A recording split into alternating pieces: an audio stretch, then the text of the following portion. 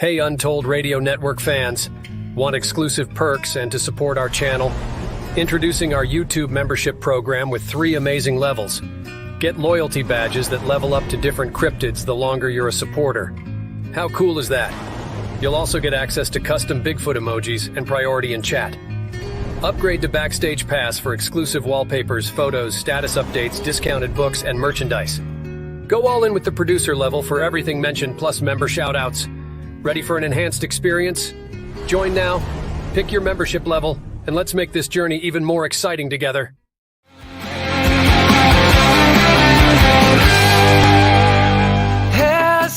Hesitation coming, termination, more than we might have been.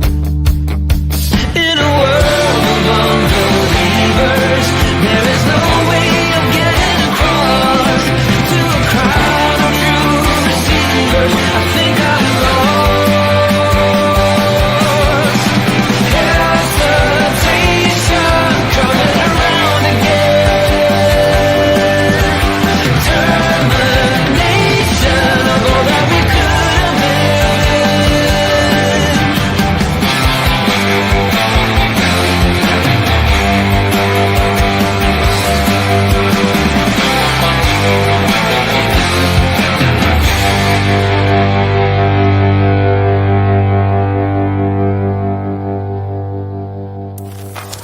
Disclaimer. Content is for entertainment only. Listener discretion and responsibility apply. The network is not liable for listener actions or consequences.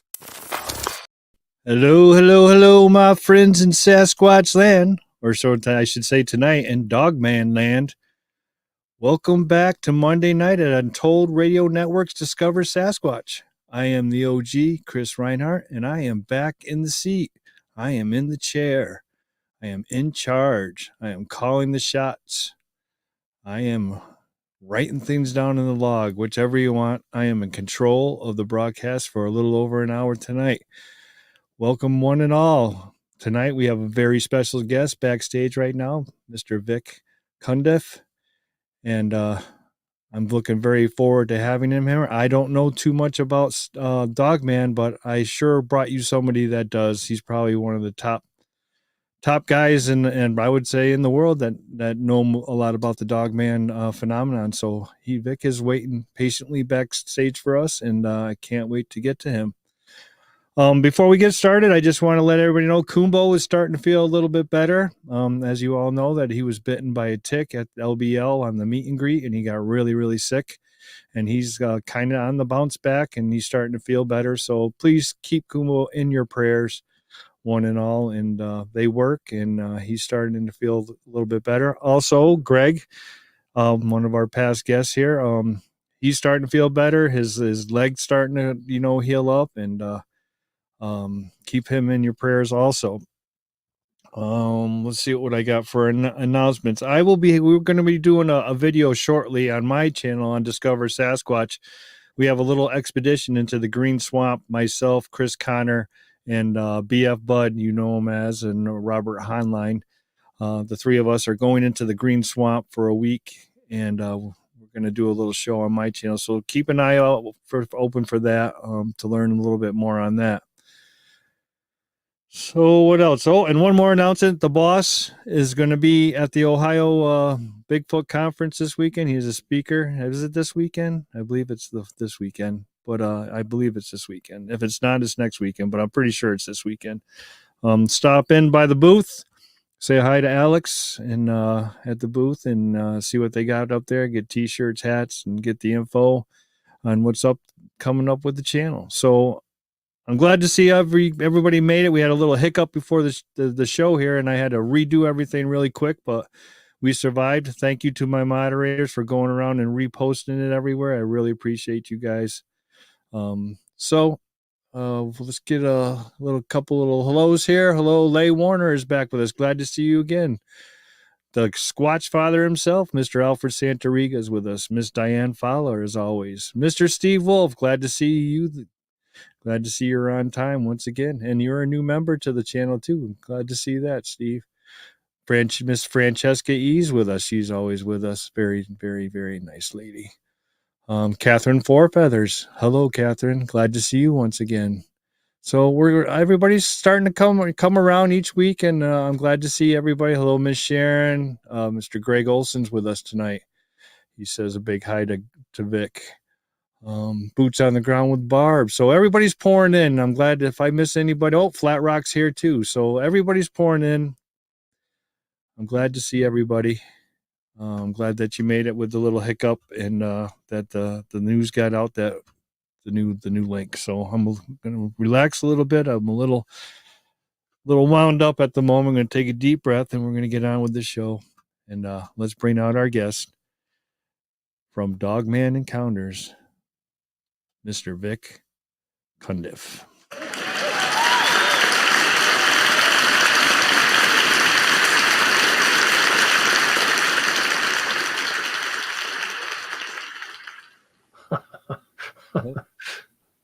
Wow, I get a full standing ovation. How about that, Chris? Full standing ovation. For some reason, everybody, we can't get Vic's little picture up on the side there. So you're going to have to look at my pretty face for the whole video tonight. Usually it jumps over onto the one side, but for some reason it's not doing it tonight. So you'll have to just look at me all night, and that's all we got. So hello, Vic. How are you? I'm doing great. Better than I deserve. How about yourself, Chris? I'm doing very well. And welcome to Discover Sasquatch. And thank you so much for taking time out of your Monday night and sharing it with us in the chat and everybody out there in YouTube land. I really appreciate the time that you take and the effort that you put in with all your podcasts. And to find time for us is just another bonus notch for all of us. So thank you. Oh, you're welcome. Glad to be here. Anytime you want to have me back, don't know why you would want to, but anytime you want to have me come back, just let me know. I'm sure we'll have you back again for sure. And I've done a couple of Vic shows. I believe I did my paranormal experience and I did my Bigfoot sighting. Or did I do Bigfoot Eyewitness Radio, or did I do my Bigfoot sighting? No, I think you did Bigfoot Eyewitness Radio. That's right.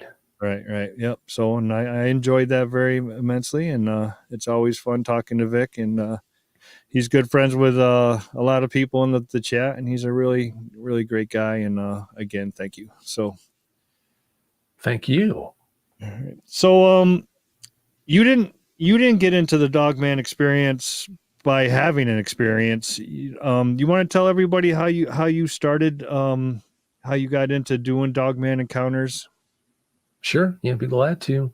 Back in 2007 and 2008, I used to co-host a Bigfoot specific podcast called Campfire Shadows.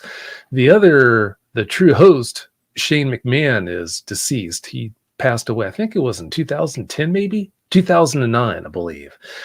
Well, back when I was co-hosting that show with Shane back in the day, Kumbo and Bear, they were just regulars on the show all the time. And naturally, they would go out on outings and whatnot and come back, and we would make shows around them reporting what happened on these outings. Well, on one of the outings, they came back and talked about someone seeing a dog-faced booger. That's what they called it, a dog-faced booger. Well, I knew what the Appalachian booger was all about. It means Bigfoot. But when I heard them say a dog-faced booger, I thought, what are they talking about? But after digging into it and finding out what they were talking about, I found out that they were talking about a dogman, something that looks like a werewolf. So when I heard that, I thought, whoa, I really need to look into this. That sounds interesting. Well, after I did look into the dogman phenomenon, what had initially drawn me to the Sasquatch phenomenon was multiplied by a factor of 10 or more. These guys were even more frightening and interesting to me and more cryptic, and you just name it. Everything about them was more interesting to me. Well, it didn't take long for me to realize that, okay, let's see, if you have a Sasquatch experience, you can almost go to your corner grocery store and find someone to talk with about it, especially if you're having trouble coming to terms with it. Well, with these dogman things, if you have an encounter with one of those things, then who do you go to for help? So I thought, you know what, there's a real need here. Well, it wasn't right away. It wasn't until years down the road, but I put the pieces in place to form dogmanencounters.com in 2015. And not too long after I put together the website, I started airing episodes of Dogman Encounters radio. So, yeah, that's the genesis. The story behind the genesis of Dogman Encounters, me doing what I do. This is a full-time gig. There are still people who've known about me for a long time who don't realize that I don't moonlight doing this. This is what I do. I'm not a mechanic. I'm not an attorney, not an accountant. No, I help Dogman eyewitnesses for a living. It's all too easy if you don't know very much about the Dogman phenomenon to think that it's hard to find people out there who've had encounters. Well, if you don't have the right pieces in place, yes, it is hard to find them, but for a long time now, I don't bat an eye if I have 3, 4 brand new Dogman eyewitnesses contact me in one day. Some days I'll have as many as 7 or 8 brand new Dogman eyewitnesses I've never heard from before reach out to me and contact me. Again, that's in one day. So, yeah, over the years, I've literally spoken with thousands upon thousands of Dogman eyewitnesses. And then on top of that, I speak with Sasquatch eyewitnesses, but I don't help Sasquatch eyewitnesses come to terms with their encounters. You have too many people out there who specialize in that, so I just focus on the Dogman side, which that keeps me busy as it is. All right, yeah, I'm sure. Well, what's the biggest difference? Do you know, like you just said, you hear the Sasquatch side of things and you hear the Dogman side of things. What's the biggest difference between the two of them? Well, that's easy. Sasquatch, in most cases, they might come around and mess with you, throw little pebbles at you or bang on the side of the house to get your motor running. But Dogmen, I mean, they'll come up and get in your face to try and intimidate you and get a rise out of you. It's a much more active way of interacting with eyewitnesses when it comes to Dogmen versus Sasquatch. Now, you will have some Sasquatch that come up and they do that kind of thing. They really are more of an in-your-face type of situation, but it's much more rare for that to be the case on the Sasquatch side compared to the Dogman side.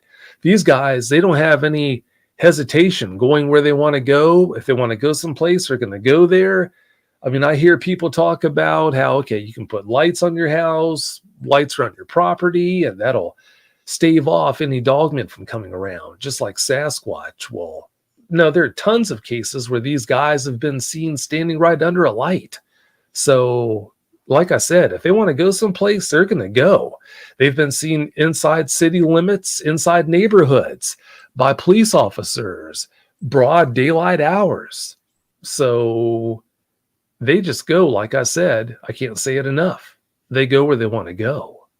So their habitat isn't strictly the forest. They go wherever they want and they visit wherever they want.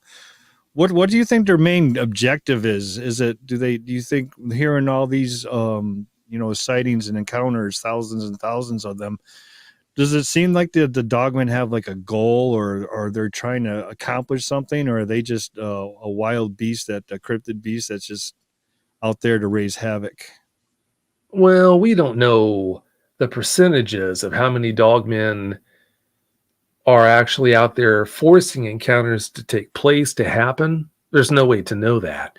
But of the ones that are occurring and being reported to me, it's pretty clear that these guys are forcing encounters to happen just to get a response out of the eyewitnesses. And then once they can see that the eyewitness has been mortified to within an inch of their life, well, okay, got what I wanted, move on. So, yeah, it's crystal clear after speaking with so many eyewitnesses that in almost every case, that's what they want. For some reason, people listen to me talk with eyewitnesses when I'm airing shows and whatnot, and they get this idea that I think that Dogmen are always safe to be around, that there's no such thing as a dangerous Dogman. And that's not true. I'll be the first to tell you that I'm never going to tell you that it's safe to be around these guys any more than it's safe to be around a horse, safe to be around a camel or a pig or a goat. You name the critter with teeth and or claws, you're going to have, number one, deviant examples of that type of critter. And number two, if it has teeth and or claws, if you push the wrong buttons, you can get a pretty undesirable response. I mean, think about it. Sometimes you wake up on the wrong side of the bed. Well, you can have a quote unquote good Dogman, if you can ever say there's such a thing, who wakes up on the wrong side of the log. You come across him or he comes across you and you don't know what it might do. So yeah, I'm never going to say these guys are safe to be around. All right. But the numbers clearly state that your odds, if you have an encounter, your odds of being harmed are very, very slight. Right. Well, if they started harming humans, I mean, just like the Sasquatch started harming humans, that would draw a little bit more attention to them, and then there would be more people looking for them with different intentions. Would you figure that would be the case? Oh, definitely. And these guys are really, really smart, just like Sasquatch. I don't know that their intelligence is superseded by Sasquatch. They might be every bit as intelligent as every bit as intelligent, I should say, as Sasquatch are. We don't know what their limits are, physically or mentally. We just don't know. But it's crystal clear that their intelligence is exceptional. Otherwise, they wouldn't do the things that they do. They scheme, they plan, they manipulate. They're more than intelligent enough to know how to push our buttons. So, yeah, don't underestimate these guys. See that? My lights just went out. Kumbo has changed his tune on a couple of his sightings. He said he had misidentified what he thought to be a Sasquatch, and now he believes that it is a Dogman. And he said that when I was talking to him on a few weeks ago on this channel. We had Kumbo on. How often does that happen, Vic? Well, there have been a lot of cases of people reporting Goatman encounters that I'm convinced must have been Dogman encounters. I'm never going to say there's no such thing as a Goatman, because there have been credible eyewitnesses who've reported definitively seeing Goatmen. And I believe them. If they got that close of a look, then who am I to say that they were mistaken? But I do think that in a lot of instances, people have seen Dogmen, seen their ears laid back, long ears laid back, mistook them for horns, saw the digitigrade style leg structure they have, and they thought, okay, well, that's a goat leg structure, because it was too dark to make out the paws instead of hooves. And voila, you've got a Goatman encounter that was actually a Dogman encounter. Right. How about the difference between a Dogman and a werewolf? Do you believe in the werewolves? You're going to get me on my soapbox here. Well, number one, I don't know why this started, but there have been people going on podcasts claiming to be government operatives who have direct hands-on experience with governmental programs, with Dogmen over here, and then werewolves over here don't have tails, and they know all the answers. They can tell you how many hairs are on a Dogman's shoulder per square inch and whatnot. And it's just an absolute bunch of nonsense. You've got people who think, okay, a werewolf, because they listen to these charlatans spewing this nonsense. You've got a ton of people now who think that werewolves are just creatures like Dogmen that don't have a tail, because of the nonsense that's been spun on some of the podcasts out there. And then they think, okay, if it has a tail, then it's just a Dogman. That's how you divide the two. That's the dividing line. When in fact they're trying to redefine something that's already been defined.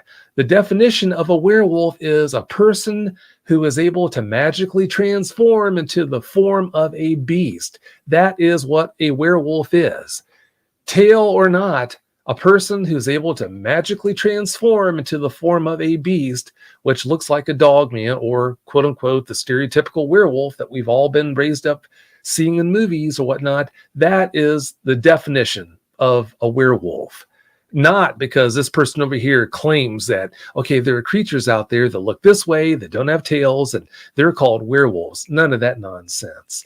So yeah, to answer your question, there are so many crazy things about this world. It's so hard to just rule the possibility of anything out and say, no, there definitely cannot be werewolves. And I'm never going to say that there can't be any such thing as a person who can magically transform from the form of a person to that of a beast. I am going to say that I highly doubt it, but me saying I highly doubt it, that's different than me saying, no, that can't be the case, because it most definitely can be the case. But yeah, I just think the possibility of that is pretty low, to answer your question. Yeah, right up the skinwalker range and all that. So, like you said, you can only admit to what you see and what you interact with and what you know what I mean, and that's all you can really talk about. I mean, give your opinion, and that's well respected. So yeah, well, that's a good answer. That was a good answer. Well, if you think about it, if there are subatomic particles called quarks that scientists have realized can wink in and out of existence, 1 second they're there, wink, next second they're gone. They've just totally disappeared. If that can be the case and that's been proven, then what can't be possible? Nothing. Right. Yeah, you're correct. You're absolutely right. In my book, there's no more coincidence any longer. There's no more if, ands, or buts. All the stuff that I've seen. So I'm the last person to knock anybody of what their stories are about or what they say they see. I'm just here learning, just like the rest of us, right? That's right. We all are. All right. So, have you ever had a case? I mean, you've heard thousands and thousands of cases. Have you ever heard a case of a dogman ever trying to lure someone into the forest? Oh, yeah. Yeah, definitely. Tons of times. Tons of times. There was a show, perfect example, had a guy come on the show. This was about 8 years ago. And he talked about, actually, I think it was Abe Sias. He's well known in the cryptid community. I'm pretty sure it was Abe Sias who came on Dogman Encounters about 8 years ago and talked about a night where he heard this lady, what he thought was a lady, screaming in the woods for help. So he went running out of his trailer and grabbed a bat, went running into the woods. And the next thing he knew, he didn't see a woman. Next thing he knew, he found himself amongst 6 dogmen, I think he said it was. But the unfortunate thing about it was, for him to get back to his house, to his trailer, he had to go past them. And they were on either side of the path he had taken to come into the woods. So he said, if I remember right, I think he said he was saying a prayer as he walked between them. 3 on one side, 3 on the other side. He said a prayer as he walked amongst them to get back to his trailer. They didn't harm him or anything like that, but he had a lot of faith. Yeah. A lot of faith. You'd have to. Have you ever had a report of them throwing things at for an interaction at someone? Oh, yeah. Yeah, the most unfortunate thing they've thrown are cats. Sometimes they've thrown cats up against the side of houses. I don't know why they do that, but they've done that in a lot of cases. Somebody will be in the house and they hear this bang on the side of the house and they go out and look and it's either their cat or someone else's cat that's been thrown up against the wall. But there have been people who have reported having stones and things like that thrown at them, but they didn't see what had thrown the stone, so it could have been a Sasquatch for all we know, and I'm not big on jumping to conclusions. So I can't say for sure that it's been reported to me that they've definitively thrown stones at people. Yeah, when I first started, I had an interaction at my place I call Rock Through Alley where we were lured into the woods by a dog whimper, and it sounded like a dog was hit by a car and hurt. And every time we got to where that sound was coming from, the whimper sound, there was nothing there. And then 50 foot farther into the woods, there was another dog whimper sound. So by the time we got 3 tries in, my buddy said, "Hey, whatever this is leading us in the forest." And we went back out to the road and we had a stone thrown at us. And I was just curious because I didn't know if they threw stones or not. I mean, Sasquatch could also imitate a wounded dog, I'm sure, but there's just too much in coincidence with this dogman stuff that it could have very well been a dogman at that time too. Yeah, might have been. So are they nocturnal, or does it matter any time of the day, or it doesn't matter to them? Oh, no, these guys are out and about at all hours, daytime, nighttime. There's so many canards out there people use to, quote unquote, protect themselves. It's unbelievable. I mean, you have someone who's lived amongst them for 20 years. They had their first encounter 20 years ago. They live way out in the woods. And when, when they finally contact me and I ask them about their situation and whatnot, they go on to tell me that they're still here 20 years later because they've taken all these steps to protect themselves. Well, when I hear that, my ears perk up and I I let them say their piece, but then after they're done, I have to inquire, well, you tell me, over the past 20 years, what have you done to protect yourself from these dangerous dogmen?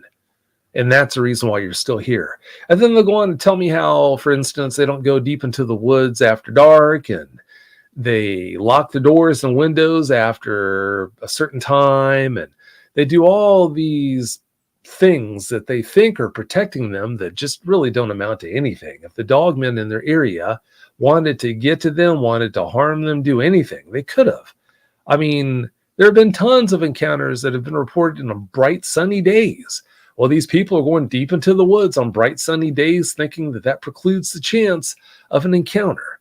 It doesn't preclude the chance of an encounter any more than if one of those dogmen in their area wanting to get to them decided to bust through a window, a door, through a wall. There's not a wall in their house that could stop one of these guys if it really wanted to get to them. So I make it perfectly clear to them that they're no safer from these guys locked in their basement closet at 3 p.m. in the afternoon than they are 3 miles out into this huge forest that they live in the middle of, blindfolded at 3 a.m. in the middle of the night. If they wanted to get them there out in the middle of the woods, they could. If they wanted to get to them in that basement closet at 3 p.m., they could. But they're here 20 years later after the fact because of one reason and one reason only. Because the dogmen around them don't want to hurt them. That's the only reason they're still okay. And it's crystal clear that that's the case. But when you've been knocked off your game because of the trauma and the PTSD that normally sets in after seeing these guys and having experiences with them, it's awfully common for people not to think clearly when it comes to this sort of thing. Right. It definitely hits home. I mean, even with the Sasquatch, it hits home. And I can imagine, I don't ever want to run into one of these things. I don't want to ever run into a dogman. From all the stories that I've heard, it's just something that I don't mind doing what I'm doing, but I just couldn't see myself out investigating a dogman. Are there people out there that are doing that? Are there researchers that are looking at, investigating the dogman phenomenon, looking for tracks and, looking for where they come from? Oh, yeah. I don't do it, but you've got one heck of an accomplished researcher in your chat right now, Al Santoriga. He knows a lot about these guys, and yeah, he goes out looking for them all the time. He's interacted with quite a few. So yeah, definitely. Just like him, there are a bunch of people out there beating the bushes. I go into the woods, but yeah, I don't go out there looking for them or Sasquatch. I just go to take nice long walks in the forest and all in the woods, spend time out there. Right. Yeah, definitely good for the soul. The forest is definitely good for the soul. That's for sure. It is. The boogers aren't messing with you, which has happened recently. To me. Well, let's hear about it. Let's go off track a little bit. Let's hear what happened. Well, recently I've had several experiences, but it all started, well, let's see, it's 8:30, and we've only got about an hour of time for tonight's show. Oh, yeah, I'll just try to take you a while. Yeah, it would normally. I'll just try to condense it. The first experience I had where I'm convinced I had a huge Sasquatch just literally on the other side of a tree, a huge tree from me, was when I was deer hunting a little over 40 years ago. Might be close to 45 years ago now. But yeah, I was deer hunting and I was out in the absolute middle of nowhere. Well, I went out there into the woods. I got to my spot. I was with another person that was on his property, and he basically recommended, okay, you hunt right here and I'll come in and get you on the way back to the house at dusk. So I had sat there before dawn all the way up until noonish or so, maybe a hair after noon. Nothing was going on. Nothing was moving. I was pretty frustrated. I mean, nothing was going on. It was just dead out there. Well, he had two horses. One horse, they were both bays. One was friendly, and the other one, Red, was dangerous. He just described him as being dangerous. You stay away from him because he'll kill you. So I'd been sitting out there. Nothing was going on. All of a sudden, I hear this loud whinny behind me. Sound was just right behind me. I'd say 20 feet, 30 feet behind me at the most. So just a million thoughts went through my mind. And it didn't take long before I started thinking about, oh my gosh, is that Red? Did he follow us all the way out here? Well, the problem with that was the slope. I was in a hollow, about halfway down the slope, one of the slopes of this huge hollow. And that slope was way too steep for a horse to navigate. But on top of that, there were so many leaves on that slope that I would have heard Red coming from a mile off. So it couldn't have been a horse, but to have the kind of lung volume I heard, you would think it would have to be a horse. What else could it be? Well, after I heard that whinny, I heard it blow, do a loud blow. Horses, a lot of people don't realize the horses can't breathe through their mouths. They have to breathe through their nostrils. That's just one of the quirky adaptations they have. Well, that's why you hear them snorting, clearing their nostrils. But sometimes when they get one crossways up there, they'll do what's called a blow. And a true blow, especially one you're not expecting, when you don't see them moving their head, kind of letting you know, okay, one's coming, a good blow will make you jump out of your boots.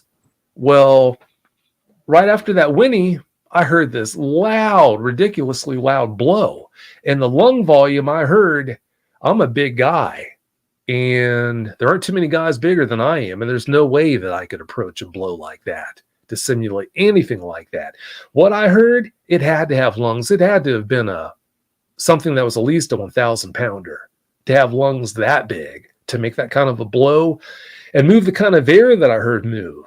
So you tell me, what could have snuck up to within just the other side of a huge tree trunk from me? I think it was an oak. Without me hearing it, knowing it was there, and have lungs that big. I think it must have been a massive Sasquatch. That was the first one. And then after that, let's see, the next one, I was walking out in the country, and I'd walked up and over this arching bridge, over this brook. And I was about maybe a quarter mile, maybe 3/8 of a mile away from that bridge when I decided to turn around and head back to the bridge and up and over the bridge and walk across a green field to the truck. Well, after I turned around to come back, there were green fields on either side of the path I was walking. And these green fields were grown up to about 6 feet tall. So I could still see over them, but since they were right about 6 feet tall, way at the other edge of that green field, I couldn't really see much of anything that was going on. Well, all of a sudden I see this black figure come up and over that arching bridge, over that brook. And the way it wasn't really running. It was more of a joggish, if you could describe it, a jog. It wasn't even really a jog, but it was moving at the speed of a jog, plucking its feet in a strange way. Pluck, pluck, pluck, plucking its feet as it was running or moving up and over the bridge. And it had a pointed head. It could have been, I was trying to figure out if this was a guy I was looking at in all black with a hood, the hood of a sweatshirt pulled up. And that's what I was seeing as the point, as far as the point goes. I was too far away to really make out exactly how big this thing was. So it could have been a guy in all black with a sweatshirt pulled up. But the problem with that was, if I remember right, I think it was in the 80s that day. But yeah, he came up and over that arched bridge, got to my side of the bridge, and then turned to his right, to my left. And then he disappeared behind that 6-foot green field that I was walking through, and disappeared. And after I got to where I could turn and look left in the direction he had gone, and I hurried up, by the time I looked, I couldn't see anything. I don't know where it went. I don't know. I don't know to this day what it was. I can't say for sure, but all I can do is tell you what I witnessed. And then there was another time I was driving down the road out in the country where I might have seen a Sasquatch. I don't know. I just looked up. I looked down in my truck and I looked up ahead about maybe 200 yards up ahead. I saw what looked to me like it could have been a black leg disappear behind a tree, like something had been moving across this country road. And I looked up just in time to see what looked to me like it might have been a black leg disappear behind the tree. It might have been my mind playing tricks on me. I don't know, but I swear that's what I saw. Then the most recent experience, when I get time to clear my head, well, I just love the woods anyway. When I can spend time in the woods, I like to. But recently, I've been taking walks when I can through this big forest. It's a huge woods.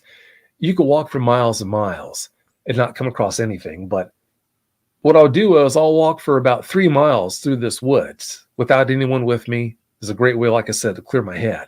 Well, not too long ago, I was about maybe a mile in when all of a sudden I heard something flying through the branches behind me, and it was flying in the direction I had just passed. So I turned around and looked, and this walnut, it hit the ground shy of the direction, the path I had taken walking through the woods, and bounced, then it rolled. By the time it hit the ground and finished moving, it probably had gone maybe 12 feet or maybe more. It wasn't windy out that day. There wasn't a walnut tree. I couldn't see a walnut tree. I looked around. There wasn't a walnut tree in sight. I looked for squirrels up in the treetops. There were no squirrels. So there's no way to easily explain that away. I think it was a booger, a juvenile, that was just messing with me.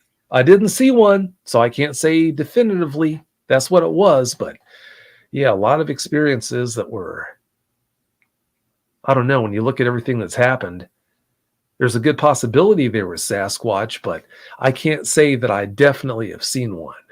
No, yeah, no, you're 100% right. But given your background and given the stuff that you know and the experiences that you and the interactions you've heard and all these years and years and years, I think you're smart enough, man, to put one to one together and know what you saw and what you experienced. So again, that's all you can see. You got to say, oh, I didn't see him, so I didn't know what to do it, and that's the way to do it, because that way nobody can hop on your back and say, well, Vic said that he saw the Sasquatch, and you know what I mean. So That's right. the IMO is very important in this field. So you say that you go into the forest and clear your head, and I'm sure you hear some crazy interactions. I mean, probably stuff that we would only dream of. And I'm sure sometimes you had to go into the forest and clear your head after hearing one. Do you have one of those you could share with us, like a interaction that you just had to go clear your head after hearing? It was just too much. No, I mean, when you look at how many experiences I've heard over the years, a lot of people think I have Dogman related nightmares. I don't. It might come as a surprise, but no, I don't have Dogman related nightmares. But then again, when you're exposed to as much Dogman related stuff as I am, I mean, there's no novelty to it. There's no, oh, wow, there's just no novelty to it. It's pretty much old hat. It's not boring by any stretch when you're talking about people being affected the way they are by these experiences they unfortunately have, experiences they never asked to have. It's not boring by a stretch. No, definitely not boring. But like I said, there's no novelty to it. But as far as an experience that stands out, there have been several over the years that really make me think, holy cow, this poor person, I just feel so bad for them having to deal with that. Kids being chased on bicycles by these guys, kids watching their dogs being murdered by these guys, and other sick things they've done over the years. But one story that stands out, it happened to this poor lady who was a security guard at it was a lumber mill, I think it was, sawmill, lumber mill in Oregon. She worked with a guy normally on third shift. As the mill was shut down, she and this other guy would just walk the property and make sure nothing was stolen, because some of their inventory, I guess, was left outside. Well, one night, this helper, this guy that she normally worked with, called in sick. So it was just going to be her that night. So I can't remember exactly what time it was, maybe 2 a.m. or something like that. She was standing out on the back wall of this mill. And this sawmill, it was in the woods, and it had a bunch of woods around it. Well, she's leaning up against the wall, having a cigarette next to the door that she used to get outside, just looking around, when this was shared with me 7 years ago, so it's hard to remember all the particulars. But the gist of it is, she came to realize that there was a Dogman out there. She didn't even know about Dogman until she was laying eyes on this thing. This Dogman came out of the woods made its presence known. She took off in the door, went running through the door across the floor of the back part of the mill, came to stairs that led up to this massive catwalk system up in the ceiling of the plant. And she had almost made it to the top of these stairs. And since the catwalk was so high, she had to climb for a pretty good amount of time to get up to that level. But when she made it almost to the top, she could feel the steps banging like something else was climbing the steps behind her. So she turned around, glanced, saw this dogman coming up the steps. The one she saw, it was coming up the steps, chasing her. And yeah, she just continued on and went across a distance of the catwalk. And then she came back down another set of steps that led down to the shop floor, ran through this door into the offices. And then she ducked into there was a lunchroom or something like that she ducked into. And they had these long tables in there for people to sit and eat lunch at. Well, she hid under one of the tables, and I forgot how long she was there underneath this table when she decided to just take a look to see if she could see anything. Well, there are these two picture windows that looked in from the offices into the lunchroom. And when she looked over the table that she was ducked under, she saw, to her horror, there was this big dog man. The one that she had seen was right on the other side of that window, staring right at her, daggers. Well, making matters worse, she said there was a smaller one next to it, looking at her as well. So if I remember right, I think there was a door on the opposite wall of that lunchroom from where they were. And she just decided her best bet was to bolt for that door. She ran through it. She opened it up, ran through it, juked and turned this way, that way. And next thing you know, she went running out the front door of the plant into the front parking lot. And when she did, that guy, he was sitting out there in his vehicle, she said. And I guess he was feeling good enough to come in. He felt bad leaving her working alone. I don't remember the particulars, but he was there. And that was just music to her ears. She went running up to his car or truck, and she tried to explain what had happened, what was going on. And then after she did her best at that, she just got out of there. She hopped into her car, her truck, or whatever, and she just got out of there as quick as she could.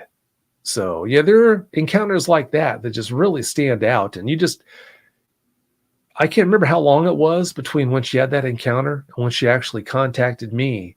But these people, they have to deal with these encounters sometimes for years upon years. And it's like a prison with no walls because they can't get help. You can't talk about this with most people because they're going to laugh at you. So it's just unfortunate. They have to suffer in silence. Yeah, I couldn't imagine staring down at two of them, let alone one of them, and knowing the only way out is to run through that door, and hopefully they don't follow again, because they followed once already. You know what I mean? I couldn't even imagine. What's your approach, Vic, on helping people? Now they come to you with these crazy stories, and it hurts. It does. It leaves a scar. The PTSD is real. What's your approach on helping these people? How do you approach them? Well, that's easy.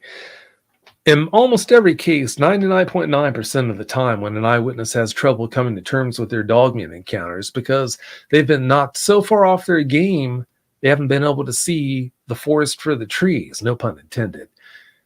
There have been so many cases where if they hadn't been so traumatized, they'd easily be able to put two and two together and realize, okay, well, this Dogman clearly had me dead rights.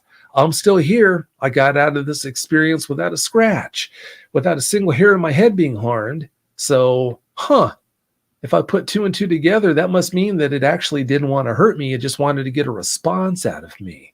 So basically just listening to their experiences and explaining that to them, telling them why it was crystal clear this Dogman or Dogmen they encountered didn't want to harm them, and basically showing them the light. Once you show them the light and assure them that everything is going to be okay, Look, I've spoken with thousands upon thousands of Dogman eyewitnesses who, just like you, they never asked to have their encounter any more than you asked to have yours. And just like with you, I basically had to explain to them why all these years they've had it wrong about their encounters. And because they had it wrong, they've had all these issues that they've had to deal with. So, yeah, you just basically have to break it down for them like that. And once you do, that works wonders as far as them being able to come around and come to terms with their experiences. All right, just to be able to talk to someone, period, is a great thing. But have someone like yourself that's understanding, and your voice is very calming, and you're very knowledgeable about it. It has to definitely leave an impression on somebody that's been traumatic, and how would do I don't even know how to word it. Just gone through they have the PTSD. I'm sorry, I've lost words there. I still can't think of it. I'm still thinking about those two dogmen staring her down in the factory window. It gets a lot worse than that. Yeah, well, I can imagine. I mean, everything that I've ever heard is that these guys are violent and vicious, and obviously they want to get a rise out of you. Well, why? I don't understand the difference. Why do you think that is it their temperament? Is just that the way they are? They just want to scare people and be malicious in their actions. Like the Sasquatch, they'll play with you and they'll try and scare you a little bit, and they'll do a little other things. They'll throw stones at you and scream at you or whatever. But these guys seem to take it to the next level, and I wonder why that is if they have the different temperament, or it's just what they are, or it's just I'm sure that's a tough question to answer because you really don't know. Well, you're talking about a true apex predator. I mean, there have been plenty of cases where when these guys come around, even the Sasquatch leave.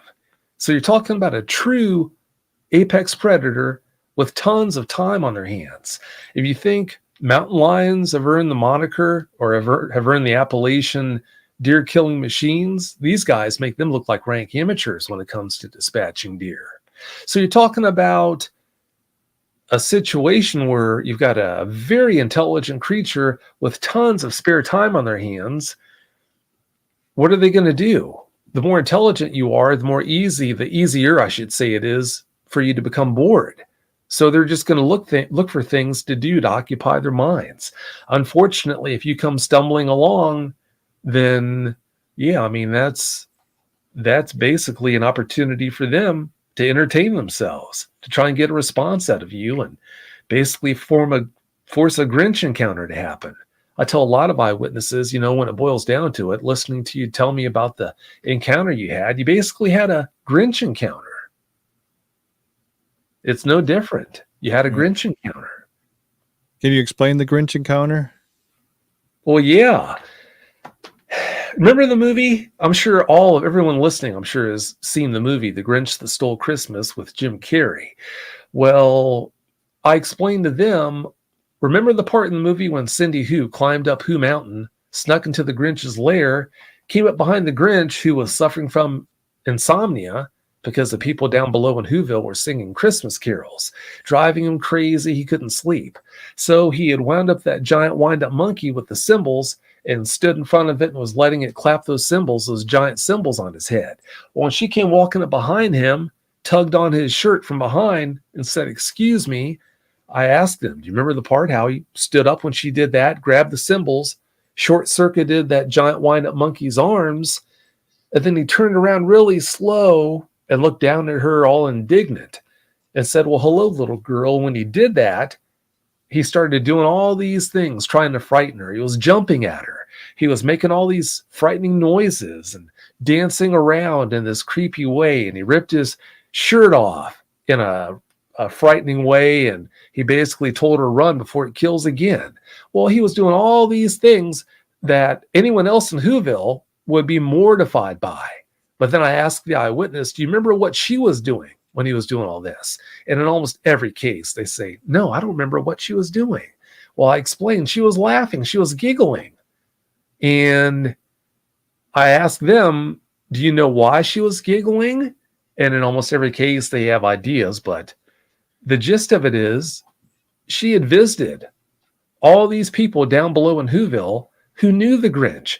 She came into the two ladies' home, the two women who raised the Grinch. She sat down with them, had tea, and they told her all about the Grinch. She visited the mayor and all these other people, Martha May, who had gone to school with the Grinch.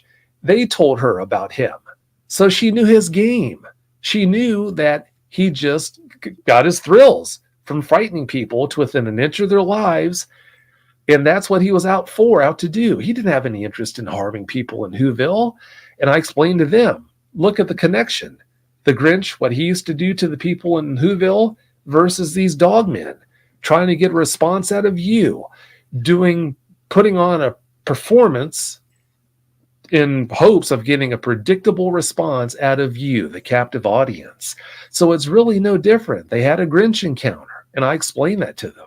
And that works wonders normally by making that connection. That's a good way to think about it. Wow. That's interesting. Very interesting.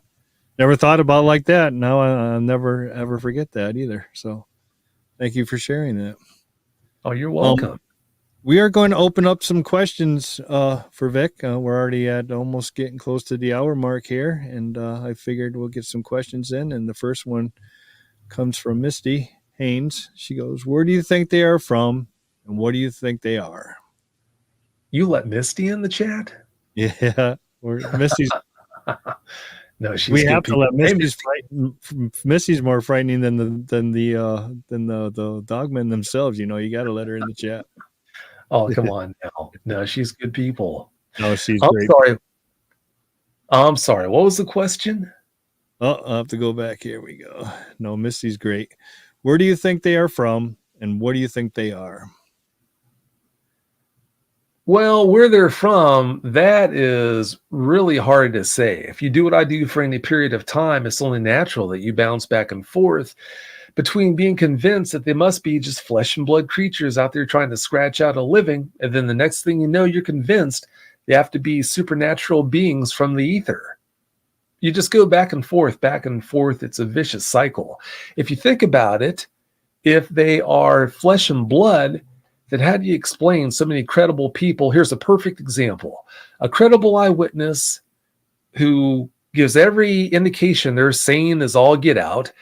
They tell you about going on vacation to Maine, someplace in Maine, and they run into a dogman one afternoon.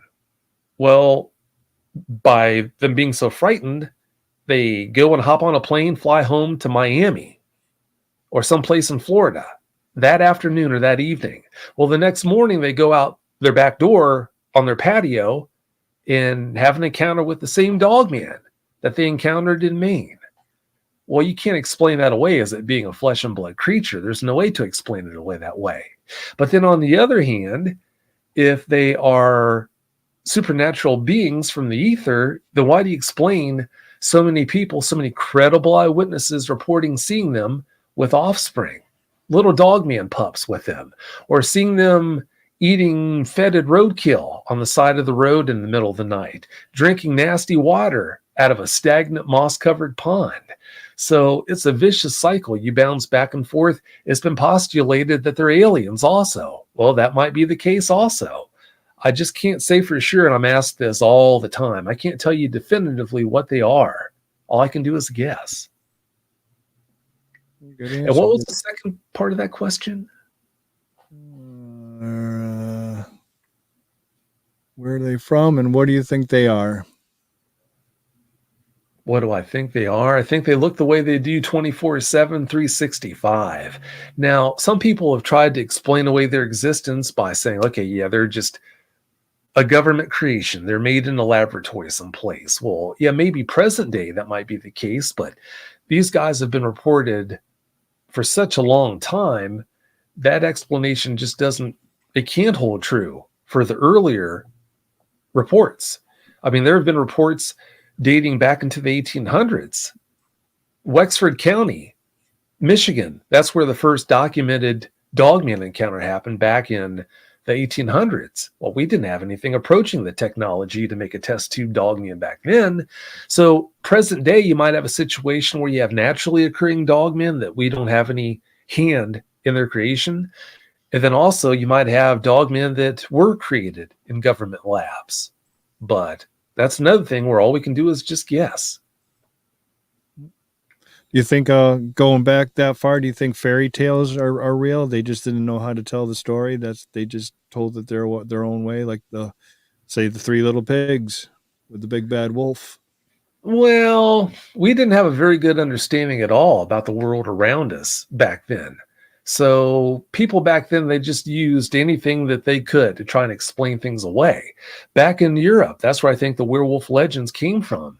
Back in Europe, people were seeing dogmen, and okay, they were walking in a bipedal fashion. So black magic, as you know, was a big thing back then. People were burning quote unquote witches at the stake and whatnot. Well, I think they'd see these things and say, okay, well, that must be a person who was involved in the dark arts, and they somehow were able to magically transform from the form of a person to that of a beast, the beast that I'm seeing in front of me right now. So that must be what it is. And then the appellation werewolf came to be. So yeah, I think the legends about werewolves they came to be because of dogmen. Now, I could be wrong. I'll be the first to tell you. I could be wrong as all get out about that. But I think that's how this whole werewolf legend got its start. I agree with you. We have a question here from Snow White Bigfoot. She asks, has Vic received any reports where someone actually got hurt? Yes, I have. Over the thousands upon thousands of Dogman eyewitnesses I've spoken with, the grand total of credible eyewitnesses, and I get too many people contacting me trying to lie their way onto the show, making up stories about being attacked by dogmen. Well, yeah, that'll put butts in seats and get you views, but the truth is much more important to me than lining my pockets. But as far as people who I honestly believe were telling me the truth about being harmed by a dogman or the dogmen they encountered, is a whopping 6 or 7 over the years I've been doing this.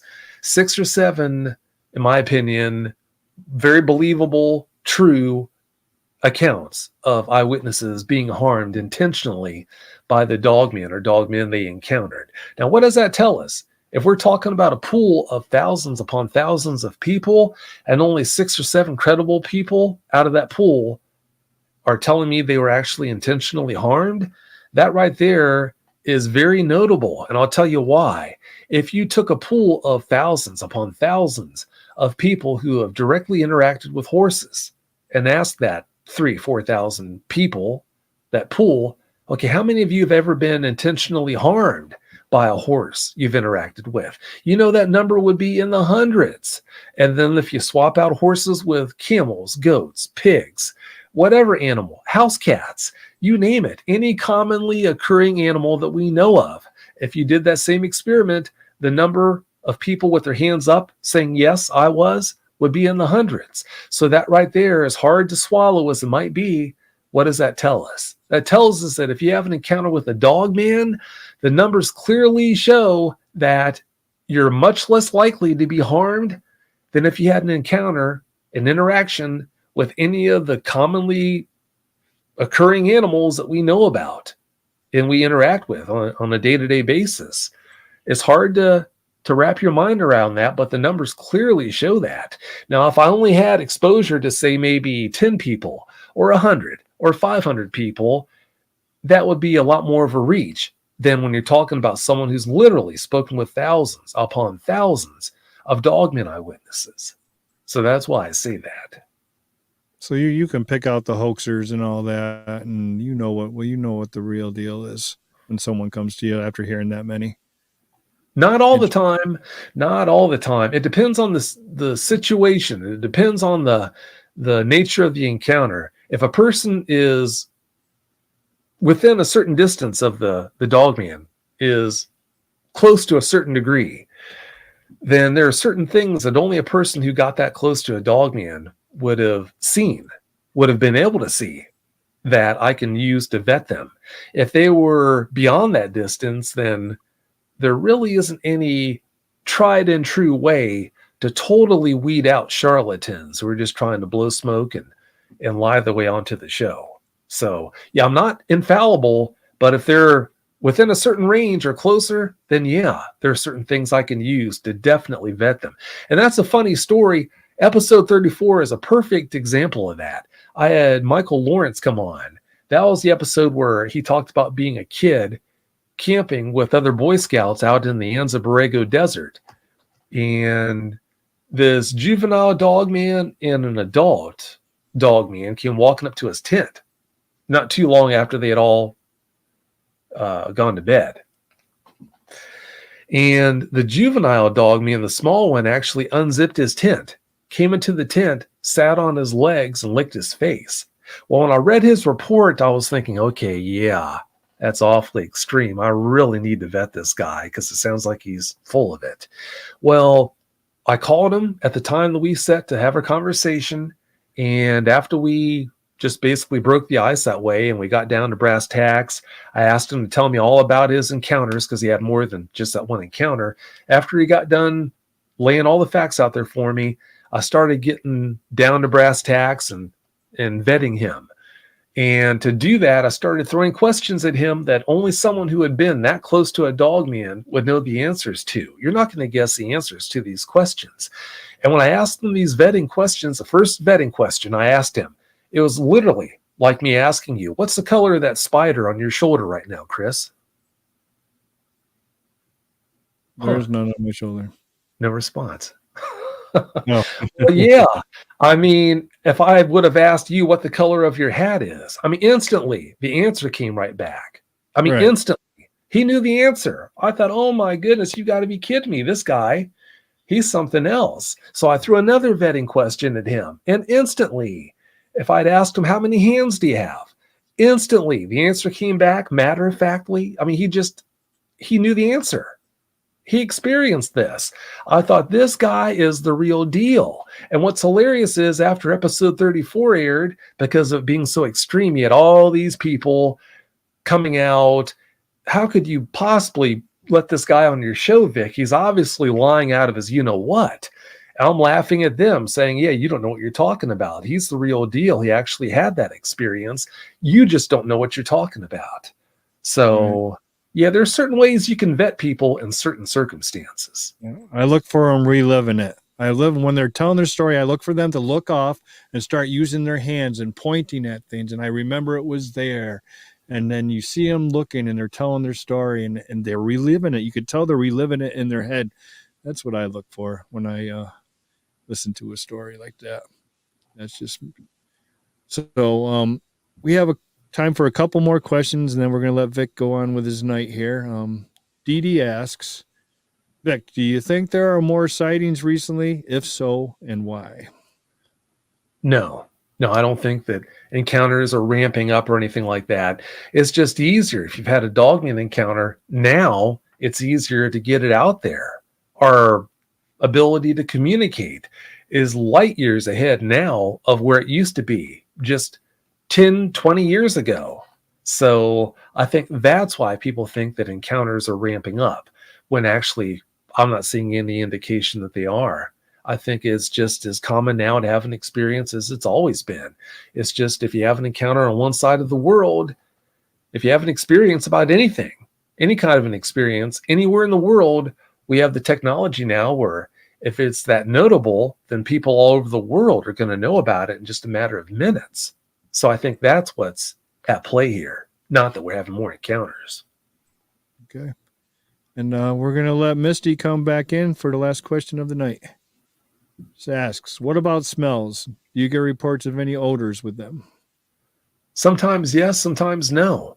There have been cases where these guys have snuck right up behind someone and they had no idea they were there until they turned around. Other times you can smell them from a good distance away. I think they can switch it on, switch it off. Gorillas have glands under their armpits called apocrine glands that they can switch on, switch off when they want to. And when they switch them on, they stink really bad. I think Sasquatch have the same ability. If you think about it, how could they hunt? If they smell that bad, how are they going to sneak up on something like a deer who's got an amazing sense of smell? So I think they can, like I said, switch that on and off. All right. Well, I have one last question myself, and then I'll let you go. What advice do you give to someone if they had a face-to-face interaction with a dogman? Is there a behavior pattern they should do, or do you have any advice for them if that ever occurred? If that ever occurs, I've been asked this tons of times, but I always say to treat it like you're encountering a dangerous dog, or treat it the same way you would if you ran into a bear out in the woods. Don't do anything to make it think that you're challenging its dominance. Don't make yourself look like prey, even though you could be prey if that's what it wanted to do. Don't take your eyes off it, but don't make direct eye contact either. I'd turn sideways, and as gracefully as I could, I would try to leave the area, but I wouldn't take my eyes off of it. And definitely don't run. Don't run from it either. Although plenty of eyewitnesses have run and they haven't had any trouble. So that brings, do you have time for another quick story? Yeah, go ahead. Okay. Perfect example of an eyewitness being so traumatized that they couldn't see the true nature behind what happened when they had their experience, versus if they wouldn't have been so traumatized, it would have been immediately evident to them what had really been going on when they had their experience with this dog man. If you have an eyewitness contact you and tell you, you know what, Vic, I've always loved the outdoors, and one day I decided to drive out to this green field pretty close to where I live because there's a big forest next to it that I wanted to go hiking in. Well, I drove down there, parked in the middle of the green field, got out, and I walked over to the tree line and started heading into the forest. Well, I made it a short distance into the forest when all of a sudden this giant werewolf-looking little thing just jumps out right in front of me. Well, I'm trying to weigh my options, but I didn't really have any good options other than to bolt. Well, I was about 400 yards from the ranger at that time. So I did the only thing I could think of to quote unquote save myself from this thing. I turned and I bolted. I ran at top speed all 400 yards for the ranger. Now understand, Vic, back then I was a lightning fast runner. In fact, I was all state in college as a sprinter. So I set a new speed record running back to the ranger, trying to saving myself from this thing. And unfortunately, every time I'd look over my shoulder to see if it was chasing me, it was. And every time I would look, it was 6 feet behind me, Vic. Every time it was 6 feet behind me, all 400 yards back to the ranger. So then, to my horror, when I made it back to the ranger, I'd locked the doors, couldn't get in. So I had to run laps around the ranger all the while trying to fish my keys out of my pocket. All the while, this thing is behind me, chasing me round and around the ranger. Finally, I was able to get my keys out of my pocket, throw them into the lock, open it up, dive in, and fire it up and peel out of there. Now, if they wouldn't have been so traumatized, they would have realized the reason behind why it was 6 feet behind them, all 400 yards back to the truck. And that reason obviously is it was just messing with them. It could have caught them at any time if that's what it wanted to do, but it didn't want to catch them. It was just basically a matter of them having a Grinch encounter. It was just having a ball terrifying them. So that's a perfect example of people being so traumatized that they can't see the forest for the trees. Right. That's crazy. That's I don't know. I don't want to get chased. I don't want to be nothing chasing me because I'm no high school runner. Huh. Yeah, it makes two of us. I'm way too old for that. Well, I want to say a big thank you for taking time out of your Monday night and sharing it with us here on Discover Sasquatch. Like I said, I am no leading authority on Dogman, so I'm glad that you agreed to come on and talk about it tonight. And everybody had some great questions in the audience, and I thought everything went really well. And you're a wealth of knowledge, and I appreciate it. So I wanted to say a big thank you again for taking time and spending it with us tonight. Well, thanks for having me. Yeah, it's been a great time. Yeah, I'd love to have you back again, and maybe next time we'll talk Sasquatch, and then the next time we'll get you back on, and we'll do some more Dogman stuff. Sounds good. Just say the word, and I'll be here.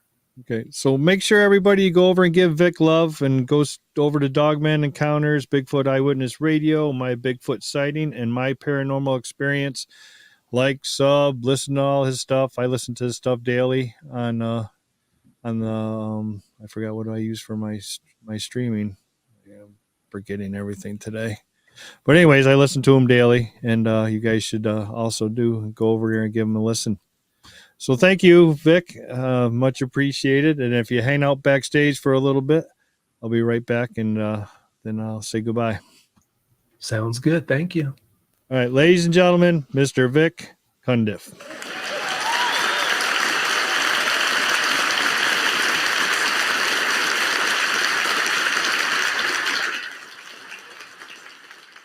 All right. Thank you all so much for being here.